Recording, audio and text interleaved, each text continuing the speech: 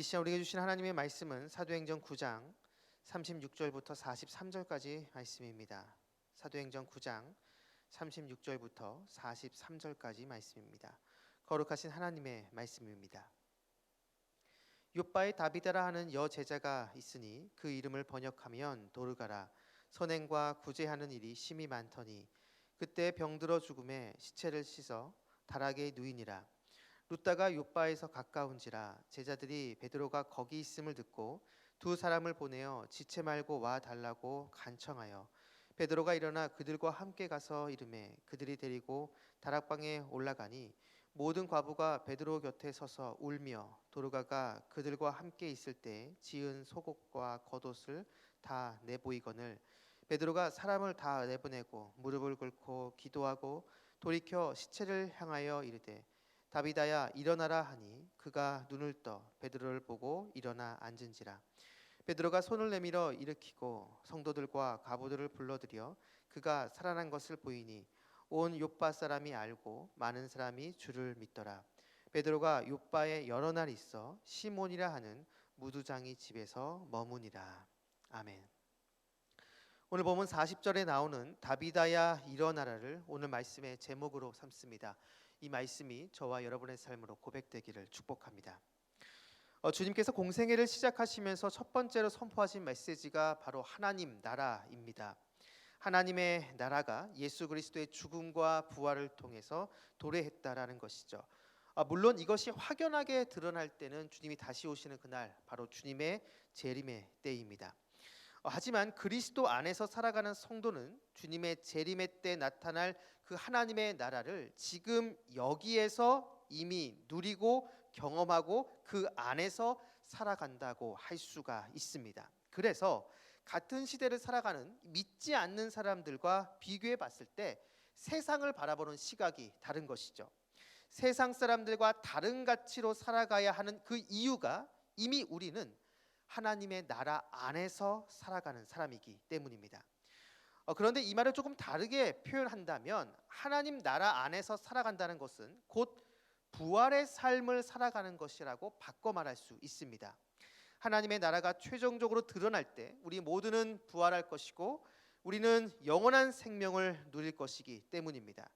부활장으로 일컬어지는 고린도전서 15장 20절을 보면 이러한 말씀이 나옵니다. 그러나 이제 그리스도께서 죽은 자 가운데서 다시 살아나사 잠자는 자들의 첫 열매가 되셨도다. 주님께서 죽으셨다가 다시 살아나신 그 부활 사건은 주님만의 부활 사건이 아닌 주님 안에 살고 있는 모든 성도의 부활을 예표한다는 것이죠. 그것을 고린도서 15장은 부활의 첫 열매라고 표현합니다. 첫 열매가 있다면 당연히 두 번째, 세 번째 계속되는 부활의 열매가 있음을 바로 암시합니다. 성도에게는 바로 이 부활이 예정돼 있기에 지금 일상을 살아가는 것도 실상은 부활 안에서 그 부활을 살아내는 것이라 할 수가 있습니다. 오늘 본문도 바로 그러한 삶을 살아낸 두 명의 사람을 보여줍니다. 한 명은 다비다이고 다른 한 명은 베드로입니다. 한번 순서대로 한번 살펴보도록 하겠습니다. 먼저 다비다입니다. 본문을 보면 다비다가 병에 걸려 죽었다라고 나옵니다. 베드로가 그곳에 도착했을 때는 처음 만난 사람들이 바로 과부들입니다. 본문 39절을 보면 베드로가 일어나 그들과 함께 가서 이르매 그들이 데리고 다락방에 올라가니 모든 과부가 베드로 곁에 서서 울며 도르가가 그들과 함께 있을 때에 지은 속옷과 겉옷을 다 내보이거늘. 죽은 다비다 옆에 많은 과부들이 있었고 그들 모두 울고 있었습니다. 그리고 베드로에게 다비다가 자신들을 위해 지어준 속옷과 겉옷을 보여줬습니다. 아마도 다비다가 주변 과부들을 위해 옷을 지어줬던 것 같습니다. 사실 구약도 그렇고 신약 시대에도 과부는 고아와 더불어 사회 취약계층 중에서 가장 연약한 존재들이었습니다. 어떠한 경제 활동도 할 수 없었고 이들은 자칫 많은 사람들에게 착취의 대상이 됐기 때문이죠. 이들을 돌봐줄 어떠한 방어막도 존재하지 않았습니다. 그래서 구약의 율법을 보면 이러한 과부나 고아들 반드시 돌봐줘야 된다라고 하나님께서는 거듭해서 강조하셨습니다. 하나님은 이들의 비참함과 이들의 어려움을 너무나 잘 아셨기 때문에 이스라엘 백성들에게 이들을 향한 긍휼과 자비를 베풀어야 한다라고 강조하셨죠. 이것은 해도 되고 안 해도 되는 그러한 율법이 아닌 반드시 지켜야 하는 하나님의 명령이었습니다. 다비다는 바로 이 하나님의 말씀에 순종해서 과부들을 돌봐준 것입니다. 본문은 다비다가 과부들에게 겉옷뿐만 아니라 속옷까지 줬다라고 이야기를 합니다. 누군가에게 속옷을 줄 수 있는 관계라면 이미 그 관계는 깊은 관계라고 할 수가 있습니다. 즉 다비다는 일회성으로 어쩌다 한번 그냥 도와준 것이 아니라 주기적으로 그들을 만나 깊은 관계를 형성했던 것이죠. 본문은 이러한 다비다를 향해 결론지어 이렇게 이야기합니다. 오늘 본문 36절 후반절을 보면 선행과 구제하는 일이 심히 많더니 그녀의 삶이 선행과 구제로 가득 차 있었다라는 것이죠. 주님을 믿는 성도로 하나님 말씀에 순종하여 자신의 주변에 힘들고 어려운 사람들을 도와주는 일에 열심이었던 사람, 바로 그 사람이 다비다였던 것입니다. 이러한 다비다가 병에 들어 죽습니다. 왜 이런 일이 일어났는지는 알 수 없지만 그의 죽음은 많은 사람들의 마음을 아프게 만들었고 결국 근처에 있는 베드로에게까지 알려서 베드로가 그녀에게 찾아오게 됩니다. 그리고 그녀를 살려주죠. 죽은 사람이 다시 살아난 겁니다. 놀라운 기적 사건이 벌어진 것이죠. 그런데 본문을 보면 다비다가 죽었다가 다시 살아나는 이 장면에서 헬라어 원문을 보면 독특한 단어가 쓰인 것을 알게 됩니다. 본문 40절 41절을 보면 베드로가 사람을 다 내보내고 무릎을 꿇고 기도하고 돌이켜 시체를 향하여 이르되 다비다야 일어나라 하니 그가 눈을 떠 베드로를 보고 일어나 앉은지라. 베드로가 손을 내밀어 일으키고 성도들과 과부들을 불러들여 그가 살아난 것을 보이니. 여기에 다비다가 베드로에 의해 일어나다에 쓰인 헬라어 단어가 아나스템이라는 이 단어입니다. 근데 이 단어는 그냥 일어나다라는 어떤 그 동작을 의미하다기보다는 성경 안에 예수님의 부활을 나타낼 때만 쓰이는 구별된 단어입니다. 근데 이 단어가 지금 다비다에게 쓰이고 있다라는 것이죠. 그렇다고 물론 이 다비다가 지금 부활한 것은 아닙니다. 다시 살아난 다비다도 시간이 흐르면 죽게 됐습니다. 우리가 생각하는 부활이 아닌 것이죠.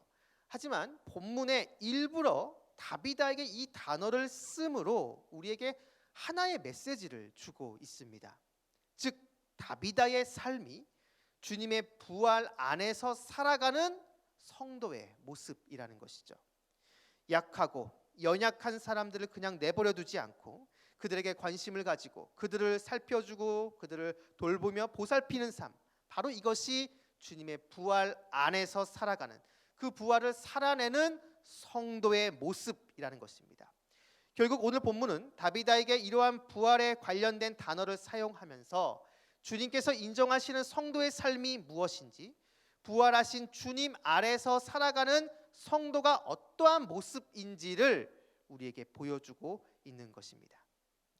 이러한 모습은 베드로에게도 그대로 나타납니다. 베드로가 다비다를 살려준 모습도 우리의 관심을 끌지만 저는 이것보다 다른 모습에 주목해야 한다고 생각합니다. 바로 오늘 본문 맨 마지막 구절이 그것인데요. 본문 43절을 보겠습니다. 베드로가 요빠에 여러 날 있어 시몬이라 하는 무두장의 집에서 머무니라. 다비다를 살려내는 놀라운 기적을 행한 베드로가 머문 곳이 시몬이라는 무두장의 집이라고 나옵니다. 사랑하는 여러분, 죽은 사람을 살려낸 베드로입니다. 그렇다면 그 순간 그 지역은 정말 난리가 났을 것입니다. 수많은 사람들이 이 베드로를 자신의 집으로 거하기 위해서 모시려고 했을 겁니다. 베드로를 모셔서 그에게 말씀을 듣고 그에게 자신들의 기도 제목을 부탁하며 기도를 요청했을 것이죠. 그런데 베드로는 그것을 다 거절하고 무두장이 집에 거했다라고 나옵니다. 여러분, 무두장이가 어떤 사람인지 아십니까? 네, 가죽과 관련된 일을 하는 사람입니다. 지금이야 환경과 기술이 많이 발전해서 좀 덜하지만 당시 이 가죽과 관련된 일은 굉장히 고됐고 굉장히 위험했다라고 합니다. 더군다나 악취가 정말 대단했다고 하는데요. 이런 일의 특성상 그래서 바닷가 쪽에서 일을 했다라고 합니다. 그런데 여러분, 유대인들에게 있어서 이 가죽과 관련된 일은 굉장히 천하게 여겼습니다. 죽은 동물의 가죽을 만지는 일이었기 때문에 율법적으로 부정한 일을 하는 사람으로 인식된 것이죠. 이들과 접촉하게 되면 자신들도 부정하게 되기 때문에 이 무두장이와의 접촉을 거부했습니다. 그래서 당시 가죽을 만드는 무두장이는 그 공동체에서 철저하게 괴리된 상태로 지내야 했던 것이죠. 이러한 무두장이 집에 지금 베드로가 묵고 있습니다. 단순히 불편함을 참고 그냥 하룻밤만 지내는 것이 아닙니다. 본문을 보면 여러 날을 지금 베드로가 무두장이 집에 머물렀다라고 나옵니다. 어떻게 이럴 수가 있는가? 더럽고 냄새나고 무엇보다 율법적으로 부정한 사람, 이 무두장이 집에 어떻게 이렇게 오랜 시간 동안 머물 수가 있었는가? 몇 가지 이유를 설명할 수 있겠지만 저는 개인적으로 이 무두장이의 이름에 주목하고 싶습니다. 이 무두장이의 이름은 시몬입니다. 여러분, 베드로의 원래 이름이 무엇인지 아십니까? 네, 시몬입니다. 주님을 만나기 전 베드로의 이름이 바로 시몬이었습니다.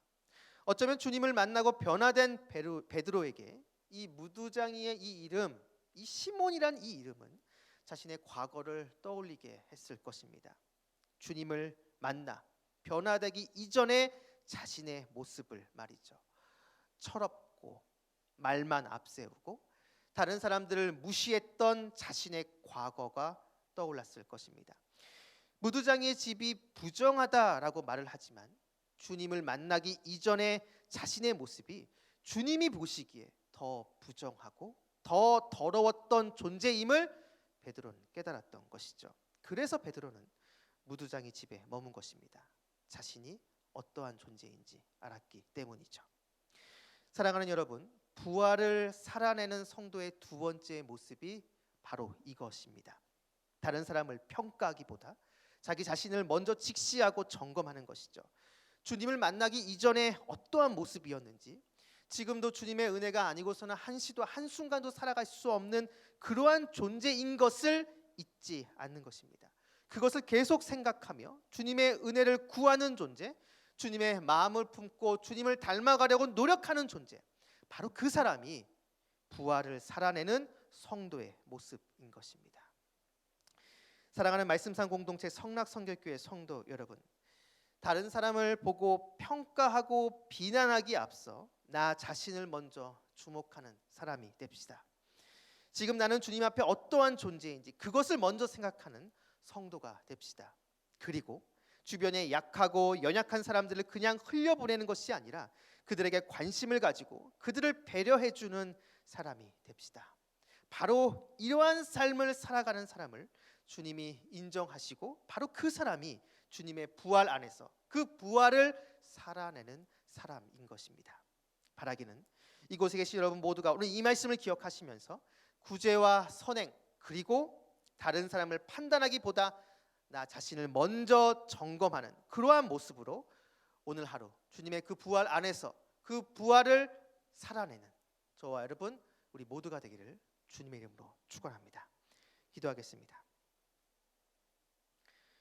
사랑이 많으신 아버지 하나님, 주님의 마음을 품고 주변에 어렵고 힘든 사람들에게 관심을 가질 수 있도록 도와주시옵소서. 작은 소자에게 한 것이 곧 주님께 한 것이라는 주님의 말씀을 기억하게 해주시며 주님께서 기뻐하시는 삶을 살게 하여 주옵소서. 그리고 다른 사람을 판단하고 비판하기에 앞서 먼저 나 자신을 먼저 직시하는 성숙한 신앙을 갖게 하여 주옵소서. 다른 사람과 비교하며 교만해지지 않게 해주시고 괜한 열등감에 빠지지 않게 하시며 오히려 내가 지금 주님 앞에서 어떠한 모습인지 온전하신 주님과 비교하며 나아가는 우리의 모습이 될 수 있도록 주님 인도하여 주옵소서. 오늘 하루의 첫 시작입니다. 오늘 하루 동안 우리 모든 성도님들과 함께 해주셔서 길의 위험과 사람의 위험과 여러 환경의 위험에서 우리를 지켜주시고 무엇보다 우리 마음속에서 우리를 끊임없이 괴롭히는 음란과 교만과 탐욕의 유혹으로부터 우리를 지켜 주옵소서. 감사드리며 예수님의 이름으로 기도드립니다. 아멘. 공동 기도문입니다. 지금 들은 말씀이 내 삶으로 이어지게 하옵소서. 동네 샘매줄 성경 말씀 묵상과 기도로 거룩함을 힘쓰는 말씀상 공동체가 되게 하옵소서. 말씀 묵상이 길입니다라는 말씀을 붙잡고 승리하는 2023년이 되게 하옵소서. 2월부터 진행 중인 직분자 훈련 및 말씀 묵상 소그룹 훈련을 통해 교회에 꼭 필요한 하나님의 귀한 일꾼들이 세워지게 하옵소서. 육체의 질병과 마음의 질병으로 아파하는 환우들을 긍휼히 여겨주시고 치료의 손으로 어루만지시며 회복시켜 주옵소서. 이 시간 함께 나눈 공동기도문과 각자 가지고 나오는 개인의 기도 제목을 놓고 기도하신 후에 삶의 자리로 나아가도록 하겠습니다. 기도하시겠습니다. 참 좋으신 아버지 하나님 감사합니다. 오늘도 이 하루의 첫 시간을 주님께 드리고자 우리 성도님들 이곳에 나와 있습니다. 하나님 한 분 한 분 주목해 주시고 세상에 줄 수 없는 오직 주님께서만 주시는 그 은혜가 이 시간 이 새벽에 나와 하나님 함께 기도하고 있는 우리 모든 성도님들의 심령과 마음과 영혼 가운데 충만하게 임할 수 있도록 주여 역사하여 주시옵소서. 오늘 말씀을 붙잡고 이 시간 기도합니다. 하나님 주님의 마음을 품고 주변에 힘들고 정말 어려운 모든 사람